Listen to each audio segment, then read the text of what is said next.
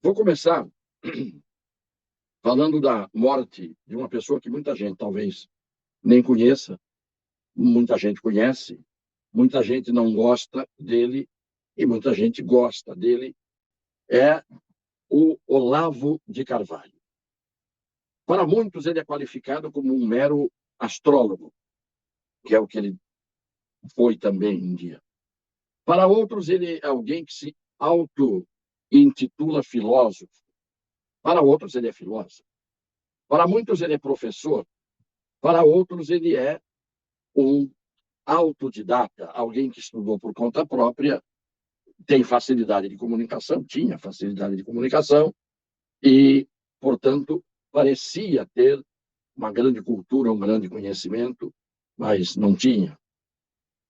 Só isso basta para mostrar a figura polêmica que foi Olavo de Carvalho, que faleceu aos 74 anos de idade e que foi erguido no cenário das redes sociais e das emissoras de televisão, dos jornais, virou assunto nacional, depois que ele foi um dos lançadores da campanha do Bolsonaro para presidente da República. E também a família Bolsonaro tinha no Olavo de Carvalho, a afirmação deles, um guru, uma espécie de um guia intelectual, ideias e assim por diante. Muito bem. Uma pessoa que tem as suas ideias e as defende, e que não são ideias que coincidem com as ideias de outras pessoas, tem que ser respeitada. Então, o grande problema é Olavo de Carvalho era um intelectual, muito mais intelectual, por exemplo, do que um Fernando Henrique Cardoso, que só é chamado de intelectual. Sempre a qualificação dele é o intelectual.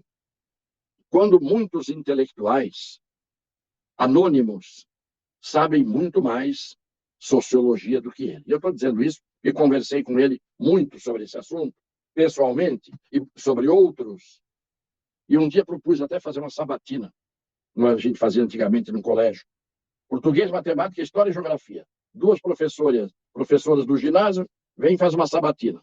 Vamos ver o conhecimento específico dos grandes intelectuais que andam por aí.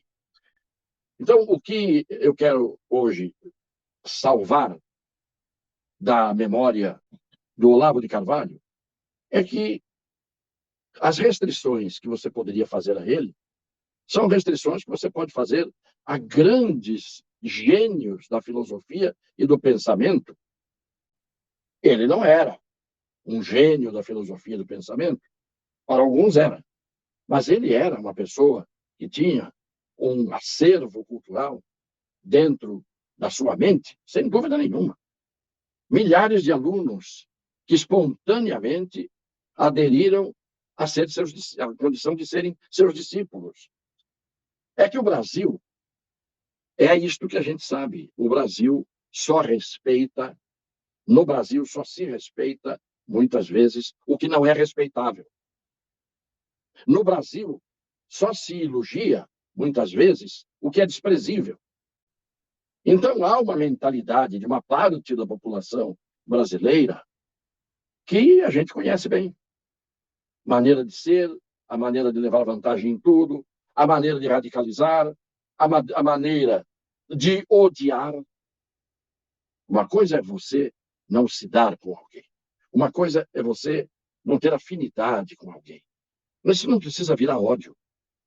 Você pega esse tal de Zé de Abreu, que já tinha dado uma de que Bolsonaro devia morrer no dia que ele foi enterrado, em vida, pela vontade de muita gente.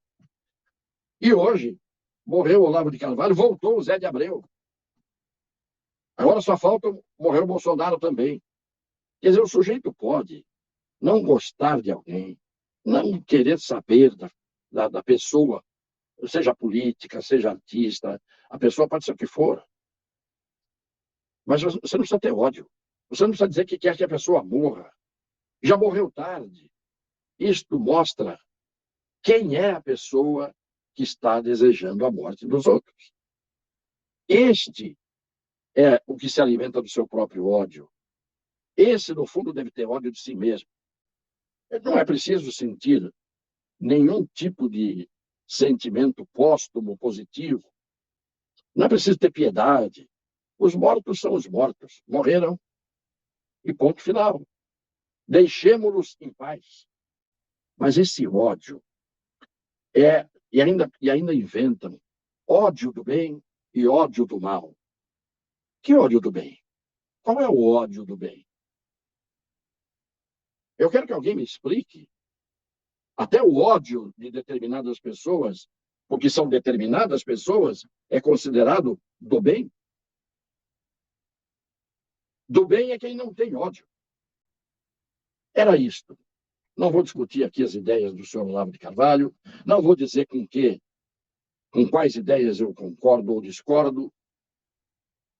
Não vem ao caso. Eu só fico indignado com o tratamento que se dá hoje aos mortos a depender de quem morre. Há mortos de luxo, há mortos que são hipervalorizados, há mortos que são sagrados, que são santificados, e há mortos que são demonizados, amaldiçoados. E a morte destes, para muitos, é uma festa. Tristes tempos que este homem antigo vive, vendo tanta imbecilidade, não ter capacidade de raciocinar, olhar para dentro, verificar que essas coisas não são construtivas, não para o mundo, porque o mundo não tem conserto, não são construtivas para cada ser humano que é autodestrutivo sem perceber, quando cultiva esses sentimentos negativos, lamentavelmente. A Pfizer inicia estudos para nova vacina contra a Ômicron. Ué, mas não está todo mundo tomando vacina para Ômicron? Inclusive, com a recomendação de que tem que tomar o patrulhamento, tem que tomar a vacina, inclusive da Pfizer. Ora, por que a Pfizer, se tem uma vacina que faz efeito, por que ela está estudando uma nova vacina para a Ômicron? Eu, na minha burrice, fiquei pensando, falei, acho que eu sei por quê. Porque ela tem uma vacina que ela sabe que não faz efeito, pelo menos para a Ômicron. Então, ela está correndo atrás de fazer outra. E aí ela pode dizer isso. Se alguém nas redes sociais disser isso, pode estar suspenso nas redes sociais. Mas a Pfizer pode vir aqui e admitir que ela está fazendo um estudo, correndo para uma nova vacina contra a Ômicron. Mas o mesmo diretor da Pfizer recomenda a vacina anual em vez de doses de reforço frequentes. O senhor e a senhora vão ficando meio tontos com essas notícias que cruzam o espaço que nem bala perdida? Eu também fico. Só que eu exponho as minhas dúvidas contra as pessoas que têm aquela certeza absoluta. E eu sempre digo aqui, os senhores são testemunhas. Eu tenho dúvidas. Prefiro ter dúvidas do que certezas que depois são desmentidas, certezas que, na verdade, são certezas de que a mentira é verdade e de que a verdade é mentira, que é o que acaba aparecendo depois. Pois bem, se o diretor da Pfizer recomenda uma vacina anual, ao invés de doses de reforço, como é que ficam as doses de reforço? Está todo mundo tomando e todo mundo diz, tem que tomar a dose de reforço. Aí o camarada tomou a primeira, a segunda, a terceira e tomou a dose de reforço e pegou Covid. Como é que fica? Eu estou falando aqui, não é coisa minha. Eu estou falando o que o diretor do laboratório Pfizer disse hoje para o mundo. E aí a gente pergunta se isto não seria uma jogada comercial. Você ter o mundo daqui para frente tomando anualmente a vacina numa dose anual É uma garantia de os laboratórios ganharem bilhões de pessoas pagando as suas prestações anuais de vacinação. Então, nós que somos a clientela que tem que ter informação, nós não podemos discutir o assunto, nós não podemos falar nesse assunto, e eles podem a cada dia trazer as suas contradições. Então, nós recebemos as contradições, o entrechoque de ideias, e nós não podemos interagir, não podemos perguntar, não podemos lançar as nossas dúvidas. Então, menos fanatismo, menos sectarismo, menos certezas. Faz bem, isso faz bem para todo mundo. Os senhores estão vendo como tem muita coisa ainda para se estudar, para se descobrir, e muita coisa descoberta, provavelmente, que tenha ficado encoberta, por razões que a gente acaba vendo quais são.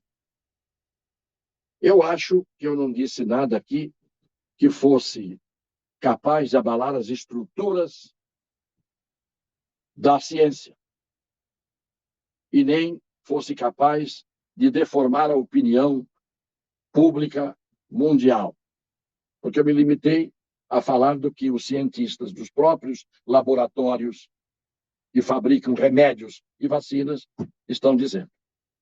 E levantando aqui essas questões para que muita gente saiba e possa ser menos enganada, que quanto mais a gente sabe, mais é difícil que a gente seja enganado.